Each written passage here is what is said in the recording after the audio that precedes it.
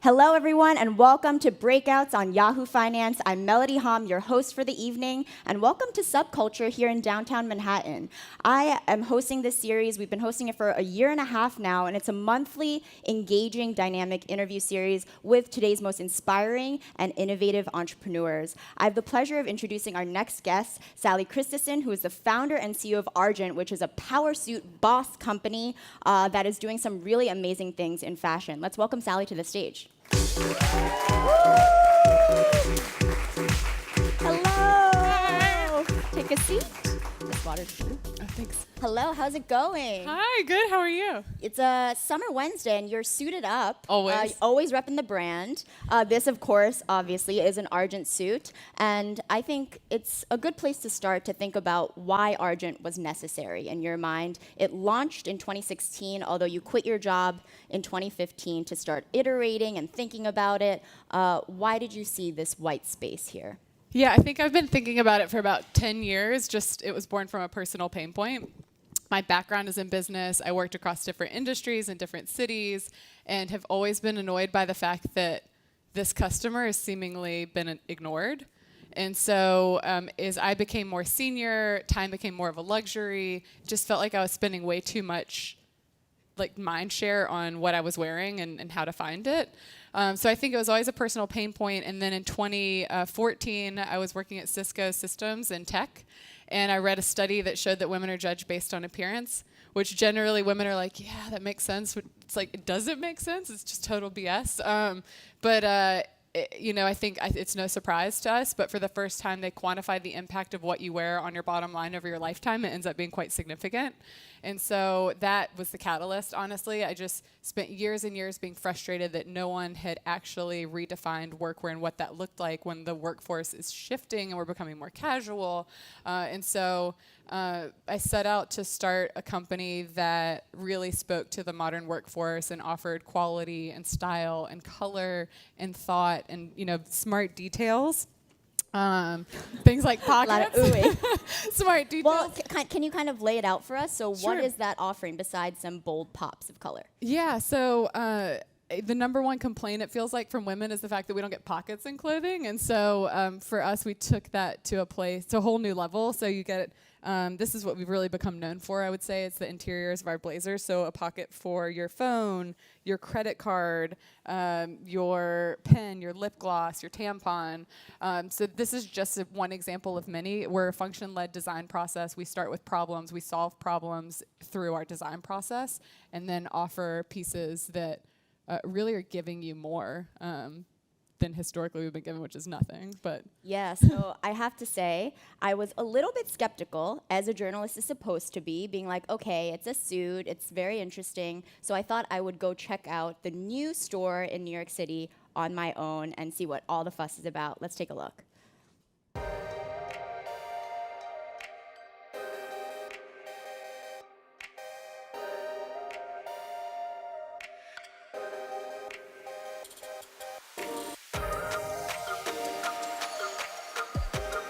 I love when a blazer looks equally good buttoned up versus unbuttoned.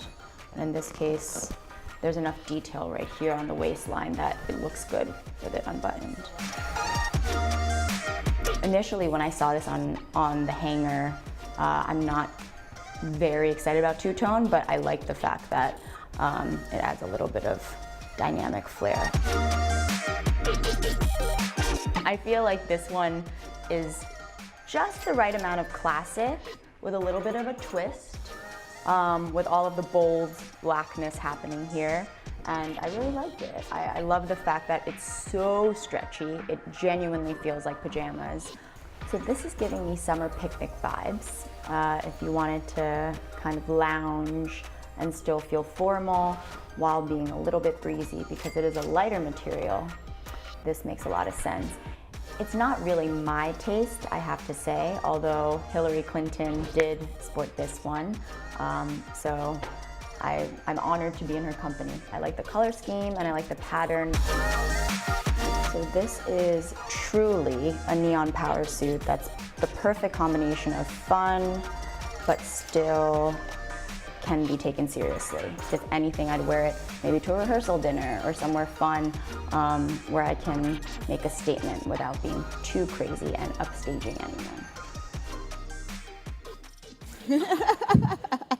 So as you can see, I kind of tried everything. Yes. And even the blouse with that last suit was part of the Argent collection. And when you see that experience personally, I will share that the price point was a little bit higher than I had anticipated, even though the quality was spectacular, I have to say. And as you saw in that video, you take out microfiber and you use it to clean your glasses. There are a lot of functional things, but how do you feel like you can really justify the price point?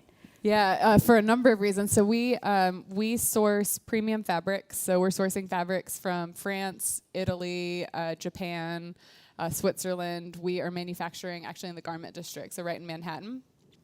You actually cannot get this quality remotely near this price point. These pieces are high quality, and we're direct to consumer, so we're passing that savings along to the consumer, and they're intended to be in your closet for at a minimum a decade. They're seasonless classics.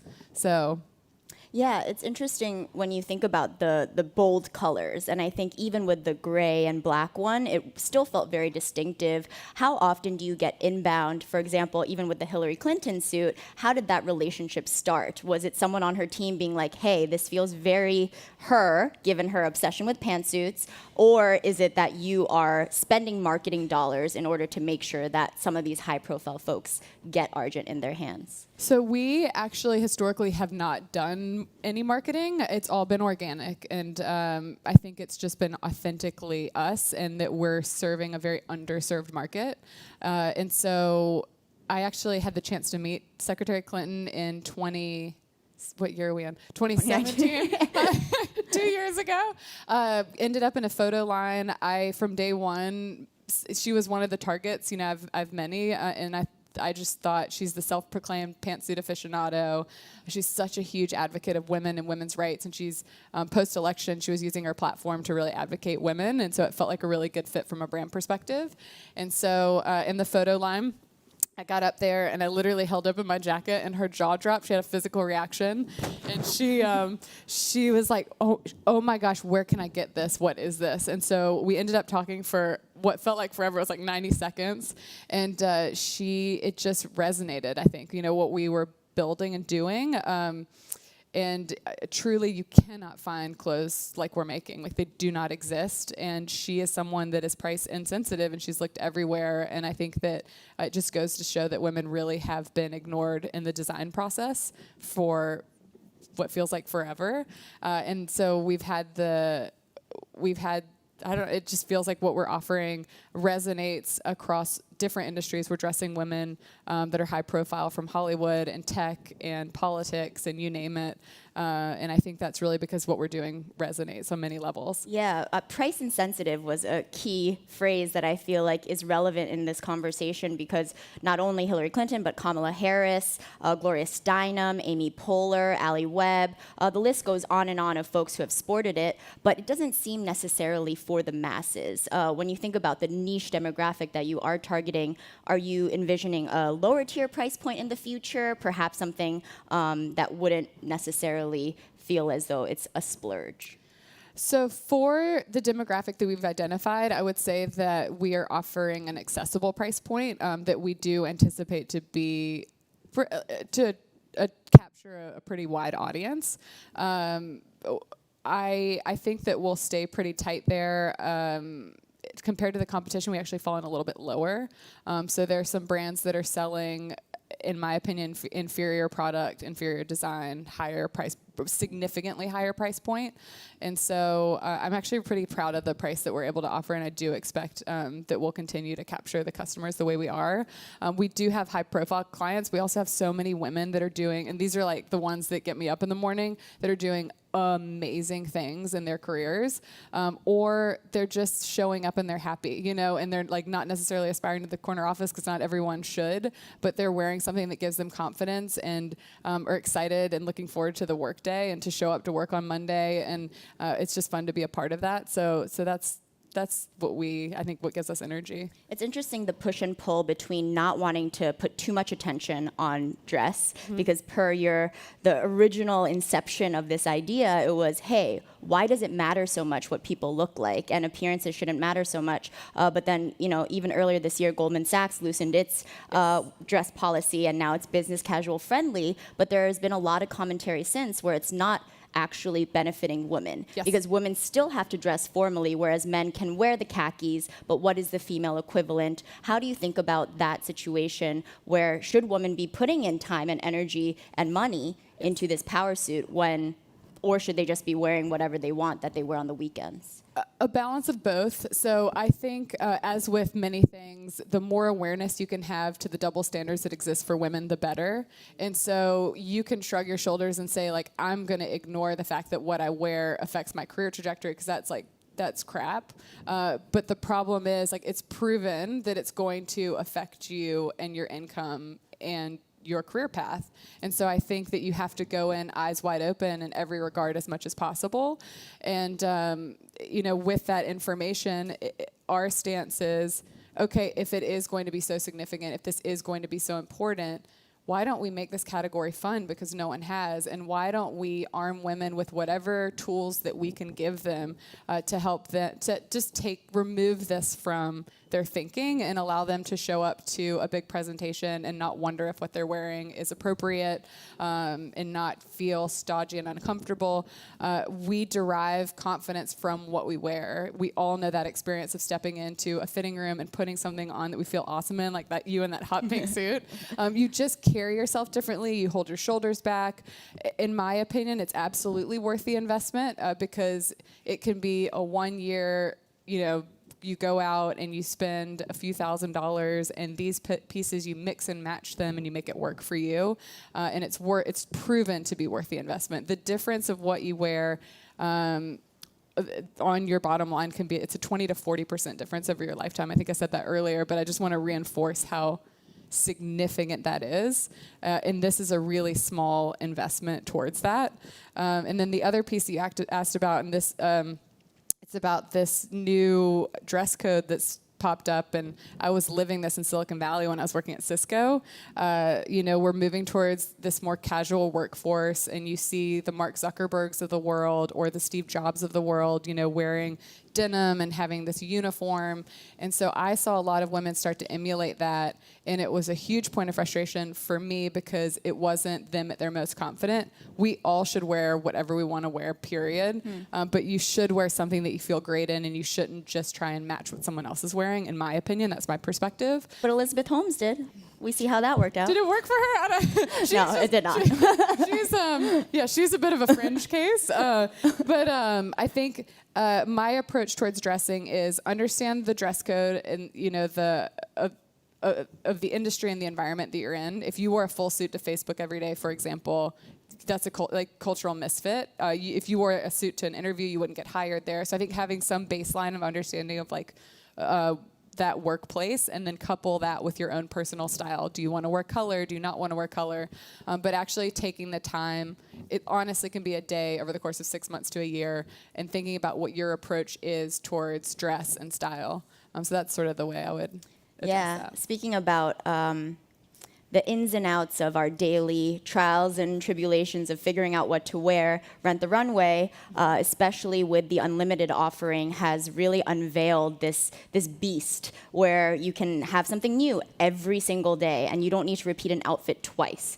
And for those who don't know, Rent the Runway offers a subscription fee now where you can basically have 4 items at a time, send them back in. Every time there's an opening, you get something else in return. What do you think about that model, and do you ever envision Argent suits being part of that category?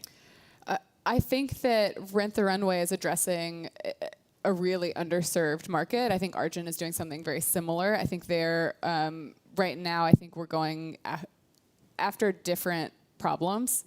And so my perspective on what we're doing is that, 1, the product doesn't exist, and 2, it's really about time savings and efficiency.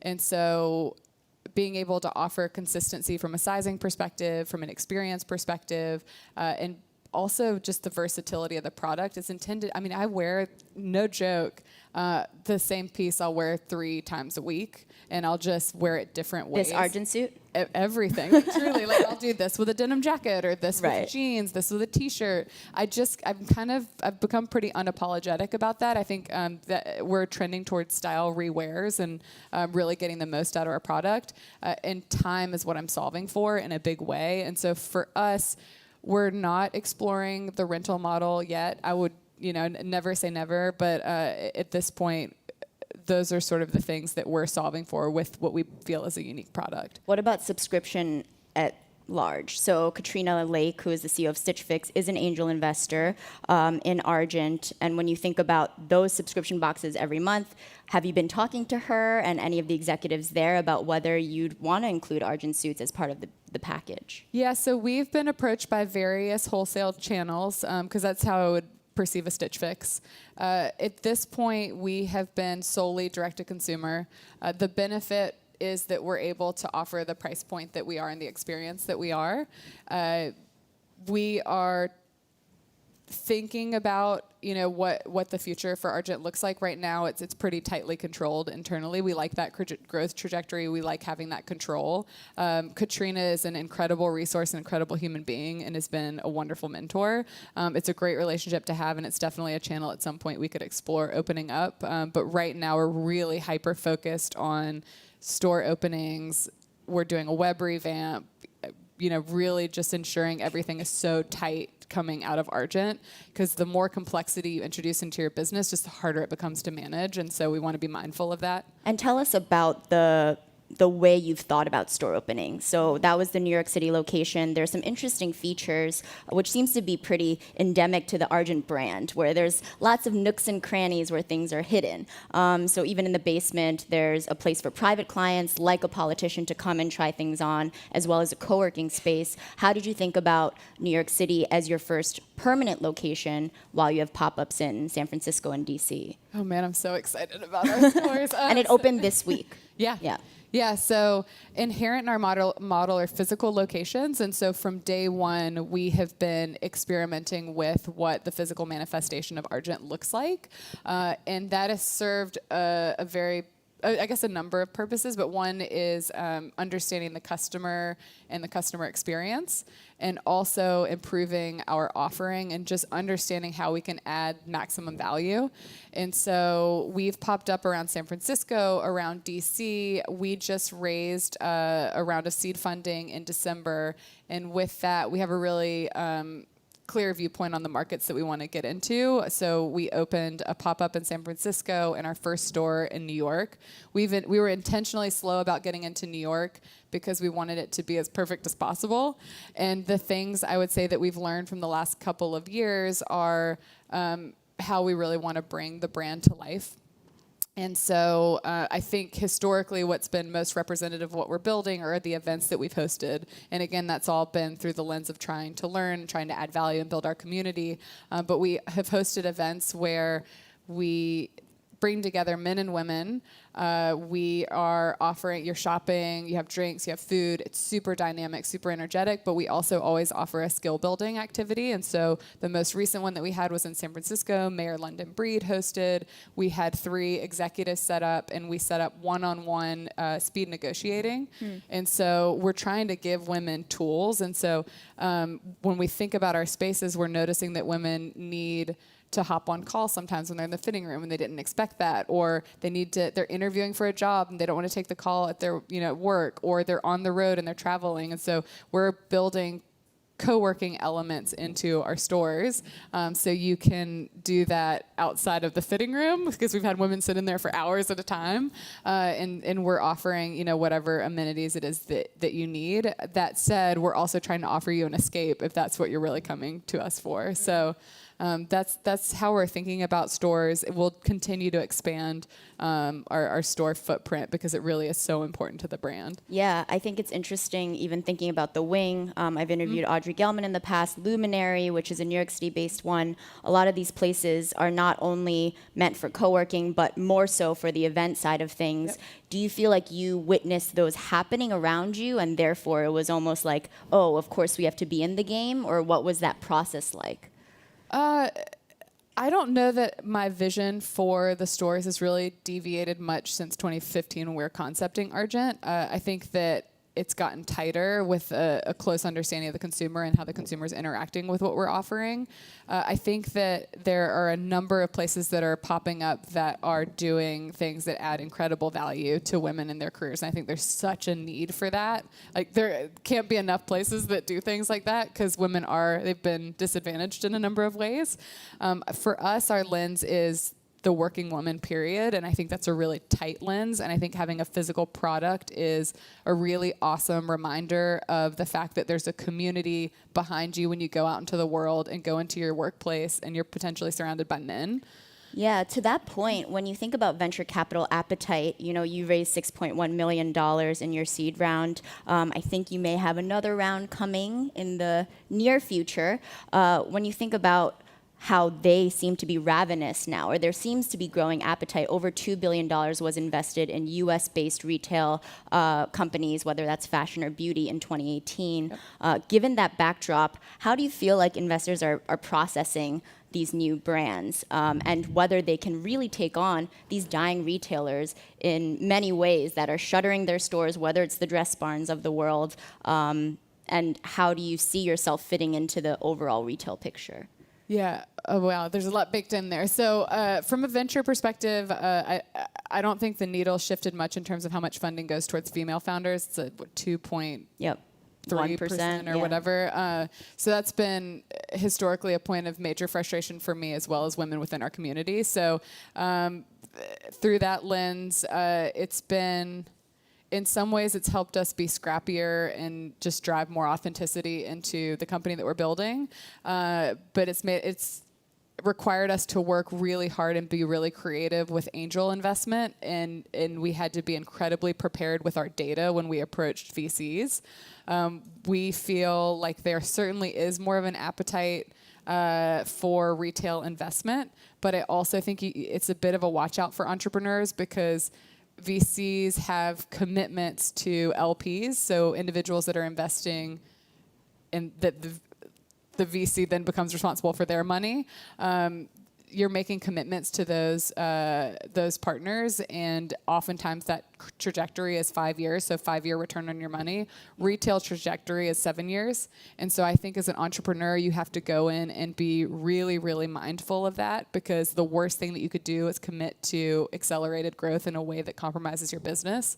So I think that yes, there's a huge appetite for the direct-to-consumer investments. I think there have been a lot of successful exits, and that's primarily the reason. There's a lot of disruption that's happening with these companies, and I think we do fall into that. We're disrupting these huge big box retailers. I just think as an entrepreneur, you have to be really mindful about who you take money from, what expectations it is that you're setting. As VCs figure it out, honestly. Yeah. Speaking of exits and potential exits, we know the Real, the high-end consignment shop, is set to go public on Friday. Revolve shares actually closed 90% higher on its first day of trading. Does that surprise you when you look at this being like, are these the companies that are most innovative right now? And would you consider a potential IPO? Is that something in the near-term future? Near term's tough to say, but I think it doesn't surprise me. I think that so many interesting companies are cropping up right now with a really, really tight read on consumer desires and demands. Oftentimes it's the consumer that's starting the company. And retail has become so stale, it became so expected. And I think that there's some really, really interesting entrepreneurs that are diving in, and there are a lot of barriers to entry that have lowered and made it easier to do that. Things like Shopify, where you can just throw up a website, or there are just a lot of tools that make it cheaper to launch a company. But I think there's some there's just a lot happening and in a great way. I think for us, we've been overwhelmed by the response that we've gotten. Had no idea that there was. This category, just for reference, is a $34.9 billion annual spend in the U.S. alone. For women's wear? For women's workwear. And women rate the experience. So prior to us launching Argent, women rated the experience a 3.9 out of 10 of shopping for workwear. Wow. And so it's just, I think that there are many examples of that. And I think we'll continue to see direct-to-consumer brands just knock it out of the park. I do think that there are some companies that will continue to try and make acquisitions, like Walmart, just acquired Eloquii, and they've made a lot of interesting acquisitions. So I think that we'll have options, and we're open. I think advice for aspiring entrepreneurs is, as you take on money, something to think about is just ensuring that you maximize the number of exit options that you have open to yourself, because the more money that you take on, the smaller that window becomes. So generally speaking, if you take on tens of millions, your only option is to IPO. Right. We're still in the sweet spot of being able to, fall into being acquired or IPO. My preference is to IPO, but we'll see. Yeah, you're not ruling anything out. Totally. To that point, does Amazon serve as an existential threat to your business? Even on our show earlier today, we had an editor of a fashion magazine come on and talk about an amazing bathing suit that gets tons of reviews on Amazon, and it's $28. Yep. There's this effect that Amazon has where it's cheap, convenient, quality is okay, and people are willing to settle for that. Do you feel as though, yes, the initial allure of owning an Argent suit is great, but then how do you make sure that those customers come back and want to keep buying more and more Argent products? I mean, never rule out Amazon. I think everyone should know that because they've just killed it in so many ways. That said, Amazon is inherently an operations and supply chain company. They understand how to give you the most excellent experience. It's real time. It's whatever you need, but it's more for commodities. I think where they haven't figured things out yet is on the brand side. I don't think they have a strong understanding of brand in any regard. And millennial consumption and Gen Z consumption generally happens with brands that they share values with, and they want to buy into something more than just a transactional bathing suit, for example. Like maybe they consume that, but they're going to be really loyal to brands that speak to their values.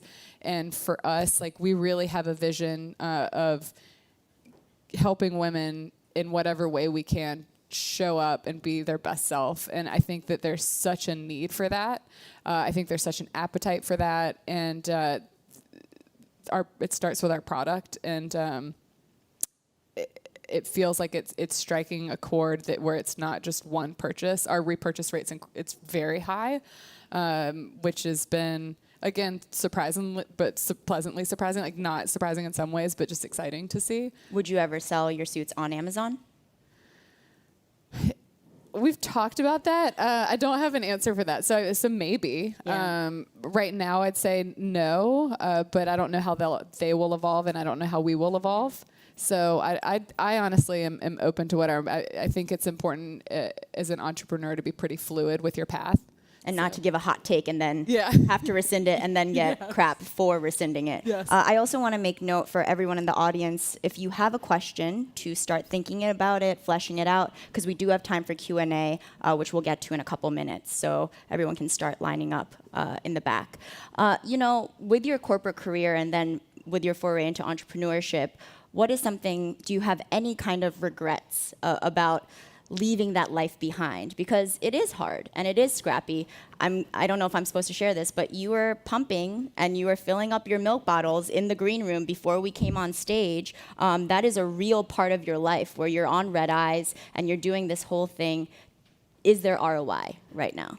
Yeah. Oh, it's such a hard question. So prior to this, I was working at Cisco. I spent 3 years there. I unintentionally had this career experience that was perfect heading into starting a company. Definitely skews more on the corporate side. I have my MBA. For me, I think from all of my experiences, got a good sense of holistically, how does business work? What are the major functions within that?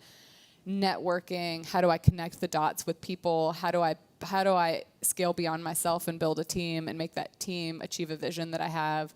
And possibly most importantly, what are my blind spots? How do I tick? What works for me? What doesn't? And so at Cisco, with my last year especially, I recognized how to create a little work-life balance because I went from 17-hour days, to having to put a little more structure around that. Entrepreneurship is very hard. I got off of like a very promising track with like stock options and everything imaginable, and very comfortable tech compensation, to not taking a salary for 3 years and relying on my husband for that. And we have a 14-month-old, and so now trying to balance that. It's amazing in some ways because I get the flexibility and get to see him off hours and don't have to keep a set schedule. In other ways, I'm working all the time. Argent is never, it's never not top of mind for me. And so there are certainly moments where it's like, okay, I'm done. Like, I just want to quit. I think any entrepreneur would be lying if they said that they didn't have those moments. But I have this like hunger and desire and such clear vision for what we're building. And such passion for it, and I feel so strongly about it. That's 1,000% worth it. But it doesn't always feel that good. And you're certainly, the number of trade-offs that you have to make are pretty massive, but I think you can make it work if it's right. If you stayed at Cisco or perhaps moved along up the corporate ladder, what do you think you would be doing right now? The amount of bureaucracy for someone like me is just, Cisco was so incredible. The fact that they can move a beast of a company forward the way that they do is really impressive. But for me, I think it was more about the learning and, just getting on an accelerated track, and trying to grow as much as possible, because I just always want to be in a role where I'm learning something. If I were still there, I don't know. I'd just be the next rung up, a senior manager or a senior director. But I don't think that I'm a true millennial in this way. I don't think that I would get fulfillment from it because I wouldn't be doing something that makes me happy, And that's an interesting point, because earlier in the conversation you said not everyone aspires to have a corner office, and not everyone should. And in the same way, not everyone should aspire to be an entrepreneur, right? Like, if you don't have an idea, I think so often we glamorize this idea of, quitting everything, getting friends and family to back you, and just figuring it out. What would you say, given the fact that I'm sure tons of people come to you for advice that you see as a red flag, do not start your own company? So for some reason we've glamorized it so much. That's so accurate. And it is the least glamorous thing. I have never cleaned so many toilets. I've never driven so many U-Hauls. You are literally doing it all. I take red eyes all the time. I do not sleep. I think I've aged 17 years in the last 3. They're just so, the list. You're now is Gen so X. I'm working my way towards baby boomers. But nothing against baby boomers. My parents are awesome. But I think the number one thing I generally look for is conviction and a vision. And if you don't have that, and a lot of entrepreneurs do not have that, don't start, because you won't make it. It just requires such resilience, and you honestly get punched in the face like 9 times and get kissed once, and that kiss is what keeps you going through the next 9 punches. It's a very grueling process. And I think we should talk about that more, because they're really great platforms now where entrepreneurs can tell their story. But a good entrepreneur, and I probably fall in this camp, you kind of black out the bad experiences and you really cling on to the great ones. And so when I tell my story, my husband's always like, well, what about this? And what about the time you wired $6,000 and it disappeared? And what about the time that, tell me more. There are just so many things like this that we've all accepted. What about the time that the person, was fraudulent and used all your personal information to buy stuff? Like, there are just so many examples of things like that. So for me, the number one thing is conviction in whatever it is that you're building.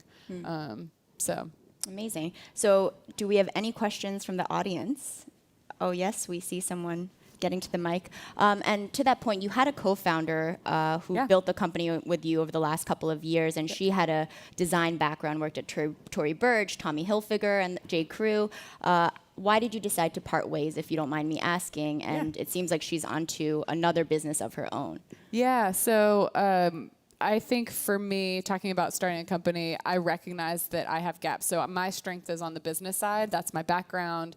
I have watched a number of people go after this category, but try and design like with my profile, Right. which I think is like I would not be in business. I would not be excited about our product offering if I were the designer. And so I've always valued having, you know, a creative team that's responsible for design that has that, you know, has a really accomplished background and has spent many years in that discipline.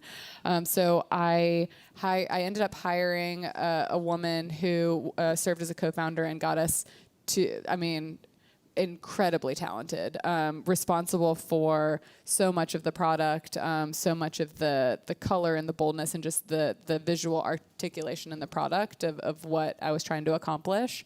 And then in October of last year, she ended up leaving.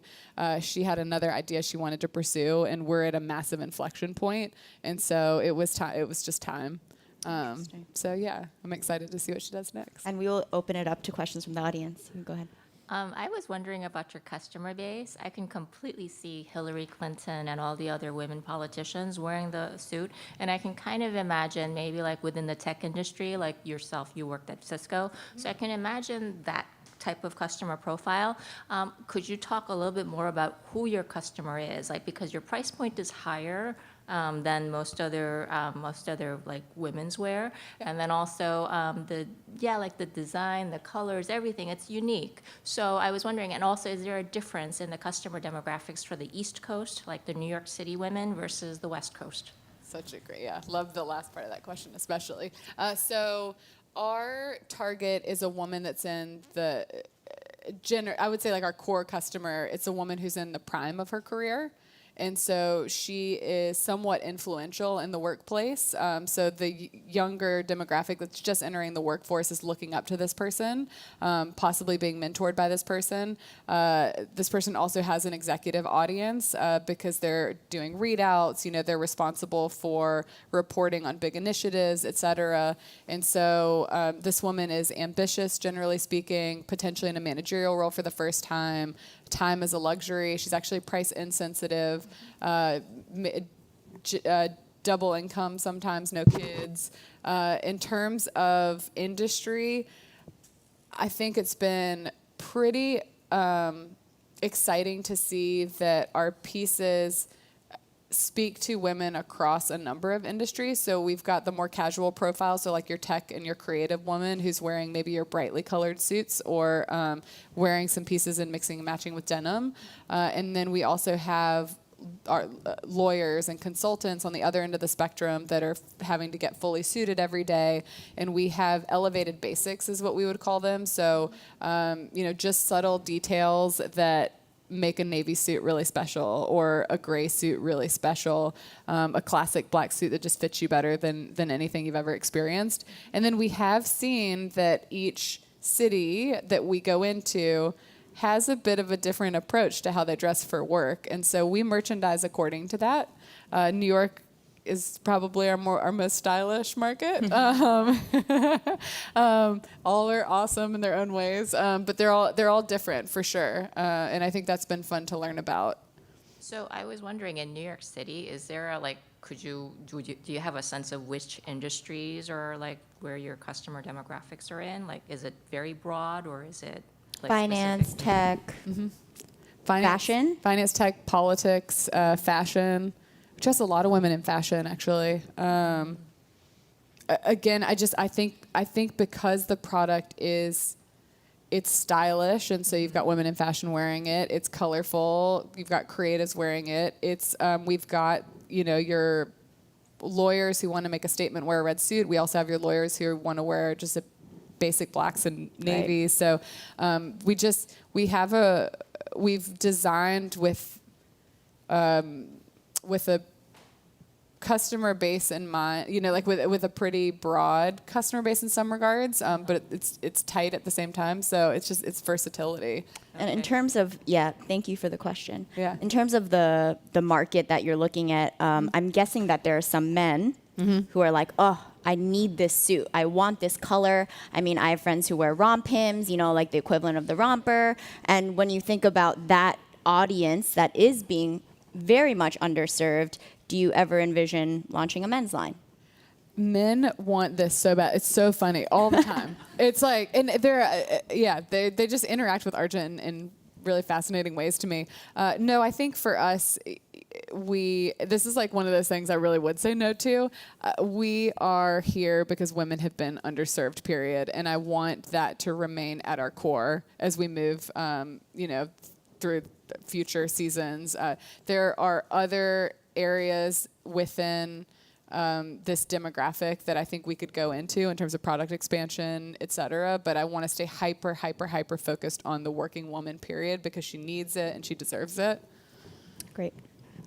Awesome. So my name is Joan, and I wanted to know if you can tell us a little bit more about the experience of what it was like pitching this idea to venture capitalists, which, as we know, is a male-dominated field. Was it a negative experience? Did you get a lot of sexism or just criticism? Yeah. All those. Yes and yes. I will not tell you a rosy story on this one, but it certainly made me thicker skinned. So I think that I was very surprised, and I came from a place of, I'm very aware of sexism and subtle sexism in the workplace. I just tick that way. Somewhat. Can you give us a few examples? Yeah. So like, I had a male manager that was incredible, gender blind in some ways, and I mean that in a positive way.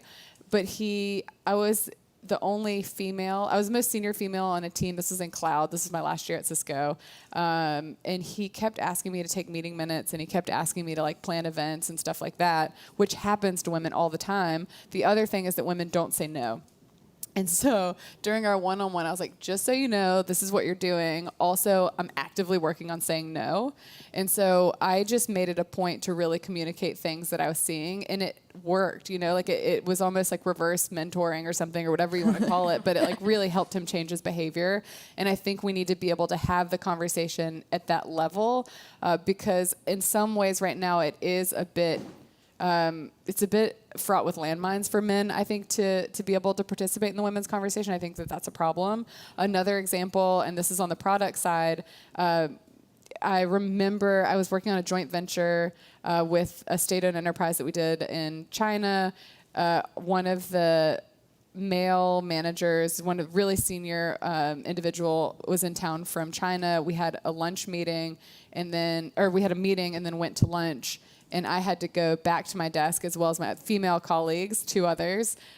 We all had to go back to our desk to grab our purses, and all the men went straight to lunch. And so everyone ended up sitting with him at the center, and we ended up on the outside of the conversation and didn't end up being active participants.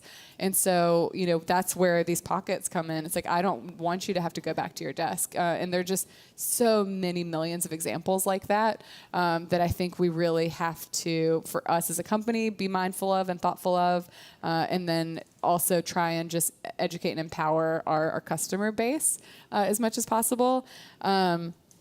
Now I've forgotten your question. Venture capital funding. Oh, yeah. What the toughest part of that experience was. My favorite story from this, very early on, this was pre-launch, our deck got to a VC and a male partner wrote back, utility does not belong in women's clothing.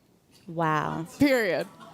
This is, and I read it and I was like, oh my God, like put in my inspiration folder. This is amazing. I'll never. You're making my blood boil right now. No, it's infuriating. And it just speaks to the fact that men have been at the head of fashion companies. I think 72% of leadership in fashion companies is male still today. And a lot of them women's companies. A lot of them women's companies. And the mantra has been, shrink it and pink it. And so take the pockets out and make it pink, and it's good for women. And it's a male designer. It's just no thought has been given to the consumer. And, I think that quote highlights why this has been such an underserved market. And so obviously he did not invest, nor will I go back to him ever. But some other examples, we had we had a lot of men offer us smaller check sizes, which I think is a huge issue for women. We had a lot of men early on. I think it was harder for me to like suss out who was a real like potential and who wasn't. And so I think I wasted so much time with individuals that were never going to write checks. And you can't point to like hard facts and say like, oh, this is certainly because of my gender, but a lot of like absolutely so much of it was based on gender. We're also solving a female specific problem. I'm a female, and it's apparel. Apparel is a hard category. That said, I